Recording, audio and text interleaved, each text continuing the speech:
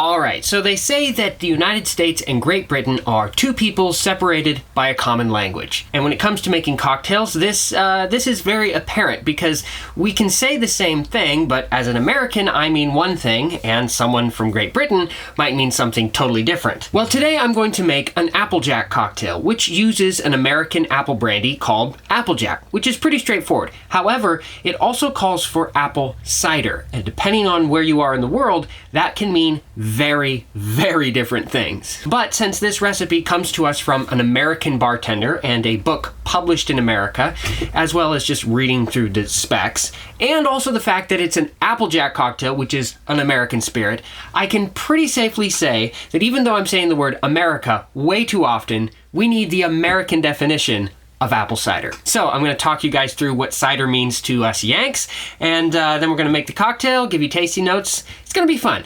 Let's mix it up.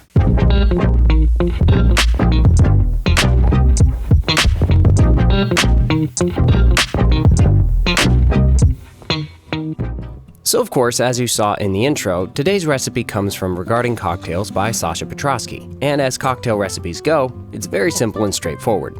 Now, for all you non-Americans watching, apple cider in the USA is nothing more than unfiltered apple juice. It can come from eating apples, tart cider apples, crab apples, or all three combined. And unlike cider in other parts of the world, it isn't fermented or necessarily carbonated, especially if it's homemade. Here in the States, if you do ferment it, that is specifically called hard cider. And to be clear, for this recipe, you just want fresh pressed, unfiltered apple juice, not a fermented and carbonated hard cider. For making such a cider yourself, get an apple, and here I'm using well, to be honest, I don't exactly remember. I think it's a gala. It looks like a gala. But I know it was a sweet eating apple, so go with something you like eating, and it'll work great. Chop it up, skin, seeds, and all. Blend it, and here I'm using an immersion or stick blender, but use what you have. Press it through a tea towel, cheesecloth, or jelly-making bag, as I have here. And that's it, apple cider. It should be cloudy, rich, and decadent tasting. Very different from store-bought, filtered, and pasteurized apple juice. Once you have your apple cider, let's mix this drink up. Half an ounce of simple syrup, half an ounce of fresh lemon juice, half an ounce of apple cider, and 1.5 ounces of American apple brandy, or Applejack.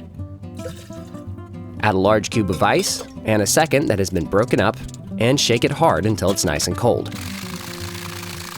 Strain the drink into a nicely chilled coupe. And that is the Applejack cocktail. All right, well, this thing looks fantastic, and I'm pretty excited, so I'm gonna give it a taste. Cheers. Okay, so due to the magic of editing, I can always think for a second before I say something about what this tastes like.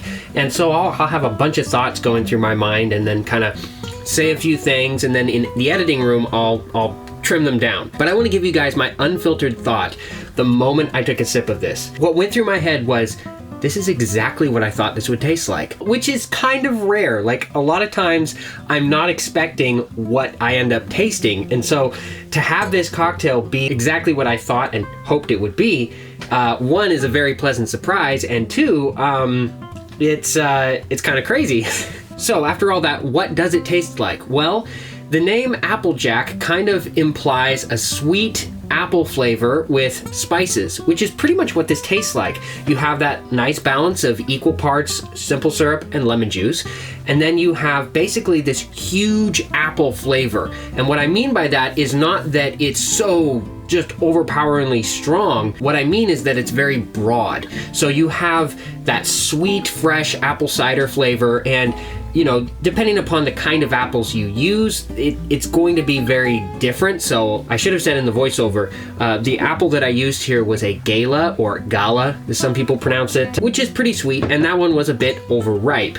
So if you were using something like a Pink Lady or even a Granny Smith, which is kind of borderline on whether it's an eating apple, it's going to be a lot more tart. But that aside, apple cider is predominantly very sweet. It's sweet, it's very rich and thick because of the amount of pectin in the fruit. And then going on the other side of it, you have this more refined baked apple, dehydrated apple flavor from the apple brandy, as well as the barrel spice notes. So it's kind of got this sweet bourbon barrel maltiness to it as well. And all of that blends seamlessly together into the most incredible, long evolving apple flavor that you can imagine. And then, like I said, you have this sort of spice flavor from all of the barrel notes and aging on the Laird's Applejack, which I should note, the recipe says Applejack, and most of the time when you see Applejack in a liquor store, you're not going to see this, which is pure apple brandy.